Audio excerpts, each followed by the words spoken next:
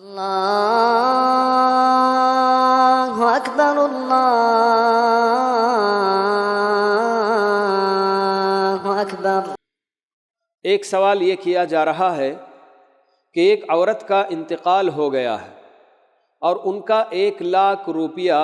ایک بیٹے کے پاس ہے۔ اس عورت کی ایک بیٹی اور 4 بیٹے ہیں۔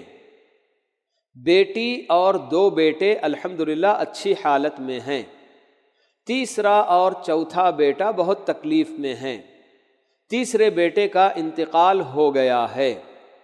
اس 1,00,000 روپے میں کس کا حصہ ہے؟ دونوں بھائیوں کی فیملی کو دے سکتے ہیں جو بہت تکلیف میں ہیں، یا سب کو اس میں شریک کرنا ہے؟ یہ سوال کیا جا رہا ہے۔ جس خاتون کا بھی انتقال ہوا، وہ انتقال ہوتے وقت ان کی، جیسے کہ یہاں کہا گیا کہ ایک بیٹے کا، تیسرے بیٹے کا انتقال ہو گیا ملک،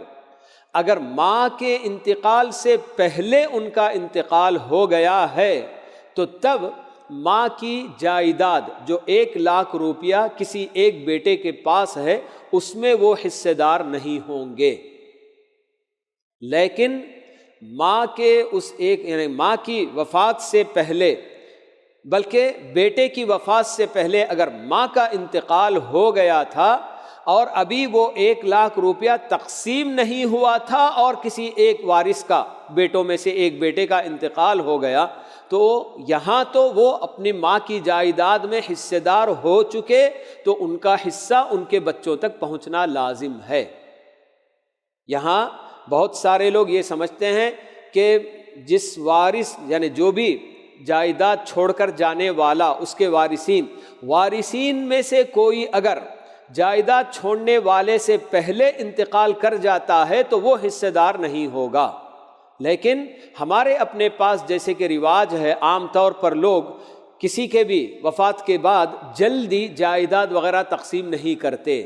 جذبات میں بہہ جاتے ہیں، سینٹیمنٹس ہوتے ہیں لوگوں کے پاس کہ ابھی جناب یہ ہوا واقعہ اور ایسے میں ہم لوگ کیسے جناب بیٹھ کر فوراً حصے باٹی کر لیں گے، یہ سب جناب کیا ہے، جذبات کی باتیں ہوتی ہیں۔ جبکہ اللہ تعالیٰ نے ہمیں یہی جناب قانون دیا ہے کہ بھئی جب کسی کی وفات ہو گئی اور جتنے بھی وارثین ہیں ان کو چاہیے کہ اپنا اپنا حصہ حاصل کر لیں۔ لیکن جو آدمی انتقال ہوا اور اس کے سارے وارثین جو بھی تھے موجود تھے، اور اس کے بعد اگر وارثین میں سے کسی کا انتقال ہو گیا تو مطلب یہ کہ وہ اپنے والد یا والدہ ان کی جائیداد میں سے حصے دار ہو گیا، اس کے بعد وہ فوت ہو رہا ہے تو باقاعدہ اس کا حصہ اس کے بچوں کو پہنچانا ہوگا جو بھی موجود ہوں گے ان کو۔ اب یہاں ایک بات یہ جو پوچھی جا رہی ہے کہ وہ 1,00,000 روپے کیا 2 بھائی جو تکلیف میں ہیں ان کی فیملی کو دیا جا سکتا ہے؟ تو یہ بقیہ جو وارثین ہیں ان کے، اور 2 بیٹے اور 1 بیٹی جو اچھی حالت میں ہیں، اگر وہ اپنی مرضی سے اس 1,00,000 روپے میں اپنا کوئی حصہ نہیں چاہتے ہیں تو پھر ایسی صورت میں بالکل جو ضرورت مند اولاد ہے ان کو دینے میں کوئی حرج کی بات نہیں ہے۔ لیکن اگر وہ دوسرے اور بھائی بہن بھی یہ چاہتے ہیں کہ ہماری اپنی ماں کا چھوڑا ہوا حصہ یہ ہے اور اس میں سے ترکہ ہے، جائیداد ہے، اس میں سے ہم کو حصہ چاہیے، تو برابر سب کو دینا ہی ہوگا۔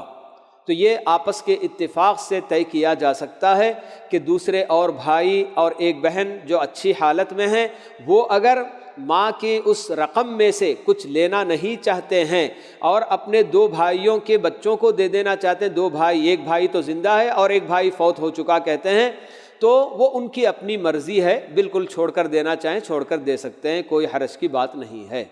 مگر ان کی رضامندی معلوم کرنا ضروری ہے۔ وہ رضامندی کے ساتھ اپنا حصہ چھوڑ دیتے ہیں اور اپنے دوسرے دونوں بھائیوں کے لیے چھوڑ دیتے ہیں، کوئی حرج کی بات نہیں، بالکل جائز ہے۔